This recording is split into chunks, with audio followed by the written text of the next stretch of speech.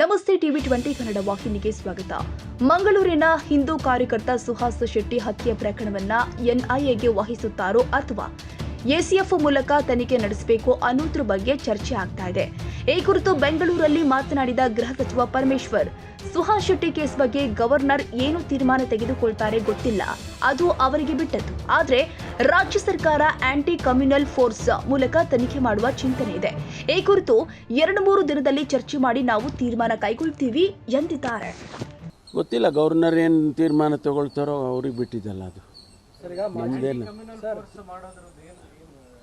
ಪ್ರಸ್ತಾವನೆ ಬಂದಿದೆ ಸರ್ಕಾರಕ್ಕೆ. DG ಅವರಿಗೆ ಹೇಳಿತ್ತು, ನೀವೊಂದು ಪ್ರಪೋಸಲ್ ಕಳಿಸ್ಕೊಡ್ಬೇಕು, ಯಾವ ರೀತಿ ಆಗಬೇಕು ಅನ್ನೋದ್ರ ಬಗ್ಗೆ.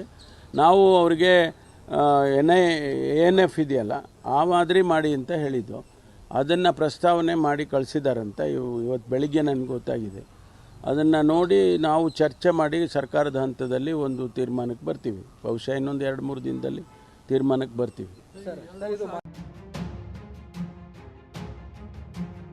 ಕನ್ನಡಿಗರ ಮೆಚ್ಚಿನ ನಿಮ್ಮ ಟಿವಿ 20 ಕನ್ನಡ ವಾಹಿನಿ ಇದೀಗ ಟಿವಿಯಲ್ಲಿ ಲಭ್ಯ. ಕರ್ನಾಟಕ ಮತ್ತು ದೇಶ ವಿದೇಶದ 360 ಡಿಗ್ರಿ ಸುದ್ದಿ ವಿವರವನ್ನ ಪಡೆಯುವುದಕ್ಕೆ ಟಿವಿ 20 ವಾಹಿನಿಯನ್ನು ಲೈಕ್ ಮಾಡಿ, ವಿಡಿಯೋಗಳನ್ನು ಶೇರ್ ಮಾಡಿ, ಕಮೆಂಟ್ ಮಾಡಿ, ಸಬ್ಸ್ಕ್ರೈಬ್ ಮಾಡಿ. HCN ಕೇಬಲ್ 842 ನಂಬರ್ನಲ್ಲಿ ಹುಕ್ಕೇರಿ ತಾಲೂಕು ಹಾಗೂ ಸಂಕೇಶ್ವರದ ಸುತ್ತಮುತ್ತಲಿನ ಹಳ್ಳಿಗಳಲ್ಲಿ ಲಭ್ಯ. PCN ಕೇಬಲ್ 129 ನಂಬರ್ನಲ್ಲಿ ಹಾರುಗೆರೆ ಸುತ್ತಮುತ್ತಲಿನ ಹಳ್ಳಿಗಳಲ್ಲಿ ಲಭ್ಯ.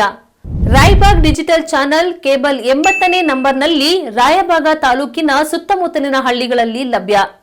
UDCN ಕೇಬಲ್ ನೆಟ್ವರ್ಕ್ ಉಗಾರ ಸುತ್ತಮುತ್ತಲಿನ ಹಳ್ಳಿಗಳಲ್ಲಿ ನಿಮ್ಮ ಟಿವಿ 20 ಕನ್ನಡ ವಾಹಿನಿಯೂ ಲಭ್ಯ.